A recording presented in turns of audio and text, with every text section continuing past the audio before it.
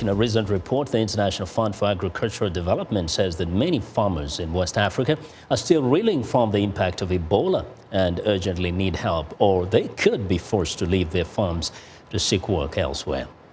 Now, viewers, Jackson Bongani has just returned from the region where during the epidemic, many farmers in Guinea, Sierra Leone and Liberia were unable to grow or sell their crops. That's because of measures to contain the virus, including travel restrictions, border closures, and quarantines, as well as fear of infection. Now, for more on how the region is faring, we're pleased to have Jackson here in the studio with me. Welcome back, Jackson. Thank you, Vincent. So first, you were there some time back. Right. You just came back now after second visit. Right. I was there last year, last October. Just came back now. I went back about a couple of weeks ago and then just came back. So first, once you hit the ground, did you get the sense that things have changed? Absolutely. Things are changing. There's a spirit, a very different spirit, a whole different attitude in the people. I feel like there's a hope in both communities that I traveled to. I went to Monrovia, then went to Freetown in Sierra Leone.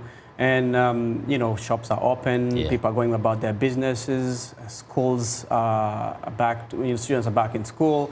And, like the report says, agriculture was affected, but agriculture is one of the many sectors that were affected during the epidemic. Education was affected, schools were closed for many months, healthcare obviously was affected too. And right now we're looking at some footage of you visiting a very critical place. There were so many deaths. Right. You went to a burial site. The St. Tom Cemetery the King Tom Cemetery in Freetown, Sierra Leone, where over 6,000 people were buried, victims of Ebola. And I spoke to young people. They call themselves the friends of the dead.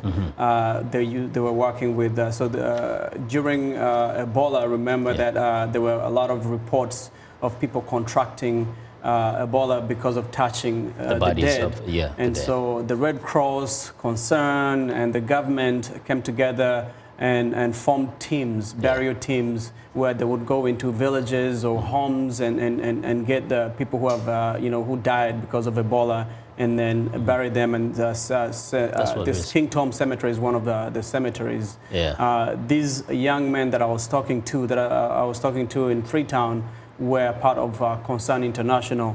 And they're courageous and they survived, and we're happy to see them. Absolutely. Now, something else you discovered is that even some of those who survived Ebola ended up having their lives under threat. Absolutely. Why? There's a lot of stigma that is going on for those who survived Ebola. This case of this heartbreaking case of this one woman that I visited in Waterloo, which is about an hour away outside of Freetown. She recounted to me a story. I mean, she lost her husband, she lost her 2 kids. She used to live about 4 hours away from the city in a place called Kenema, in a village called Kenema. And after she contracted Ebola herself, was taken to the hospital. She survived, luckily. But when she went back to her village, she was threatened by some villagers because obviously the stigma that is attached to having survived Ebola. So it persists up till today. Absolutely. So not only do they have to suffer the loss, I mean, they lost their loved ones, they lost any income that they were making, but now they have to fear for their lives because their lives are under threat. I mean, this is one case. I'm sure there are several others. Very quickly, we know that there's been a lot of money pouring into those countries to help, especially these farmers and poor villagers who survived. How's the progress? What are they telling you? So part of what we did in Monrovia, we held a town hall meeting with students, government leaders, and young entrepreneurs, and we were talking about how the country is recovering. And we did bring up the issue of money that is coming in or will come in, because remember last year we were at the UN and they raised over $3 billion to help the 3 West African countries that were affected for their recovery plans. In Freetown, last year when I spoke to the government spokesperson, they told me they had handouts, cash handouts that were going out to villagers, to low-income families. In Monrovia, I did not get the sense that they're doing the same, but there's the Deputy Minister of Health, Tolbert Nyansra, told me that government is working help those people who were affected. We did not get a feeling that the funds have come in yet, or that they're coming in as much as we expected.